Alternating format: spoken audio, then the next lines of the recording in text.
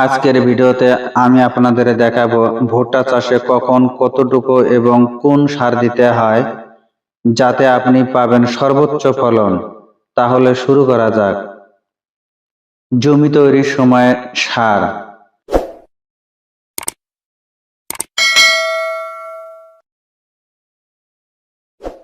রোপণের 7 থেকে 10 দিন আগে বা জমি চাষের সময়।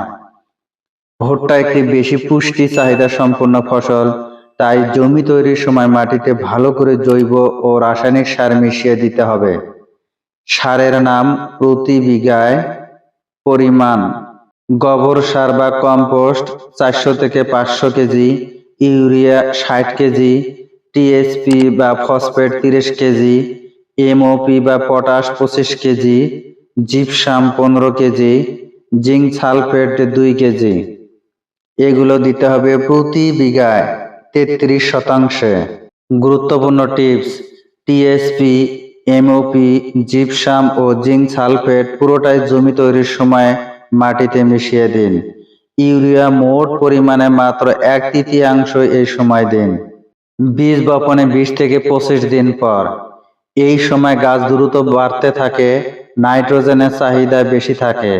সারের নাম, প্রতি বিঘা 33 শতাংশে ইউরিয়া 60 কেজি। গাছের গোড়া থেকে 5 থেকে 6 ইঞ্চি দূরে সার ছিটিয়ে দিন, মাটির সাথে মিশিয়ে দিন। এরপর হালকা সেচ দিন। মাটিতে রস না থাকলে সার দেবেন না।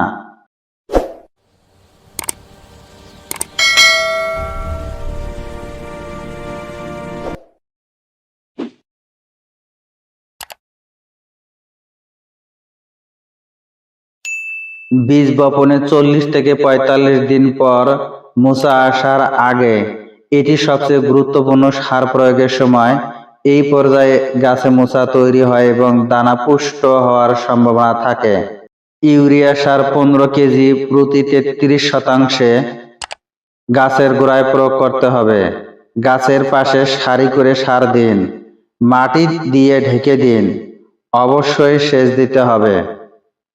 অনুখাদ্য সার: অনেক কৃষক এই অংশটি এড়িয়ে যান, কিন্তু এটি ফলন কমানোর অন্যতম কারণ। বোরন স্প্রে সময়: ফুল আসার আগে, চারার বয়স 50 থেকে 55 দিন, ওই সময়ে বোরন স্প্রে দিতে হবে।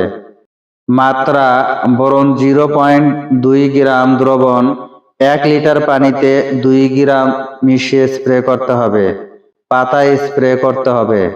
ম্যাগনেসিয়াম সালফেট স্প্রে সময়: চারার বয়স যখন 30 থেকে 35 দিন হবে, ওই সময় এই স্প্রে দিতে হবে।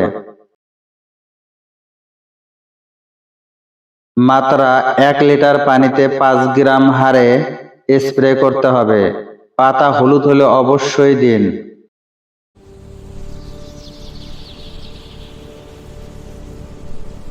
সার দেওয়ার সময়সূচি: জমি তৈরির সময় গোবর সার 400 থেকে 500 কেজি।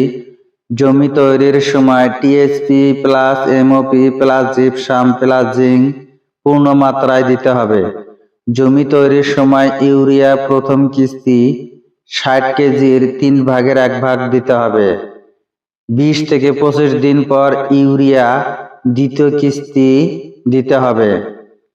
40 থেকে 45 দিন পর ইউরিয়া তৃতীয় কিস্তি দিতে হবে। অর্থাৎ 33 শতাংশে 60 কেজির মধ্যে প্রথম কিস্তি 15 কেজি, পরের কিস্তি 15 কেজি এবং তারপরের কিস্তি 15 কেজি এবং তারপরের কিস্তি 15 কেজি হারে দিতে হবে।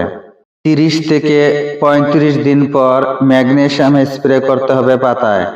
50 থেকে 55 দিন পর বোরন স্প্রে করতে হবে পাতায়।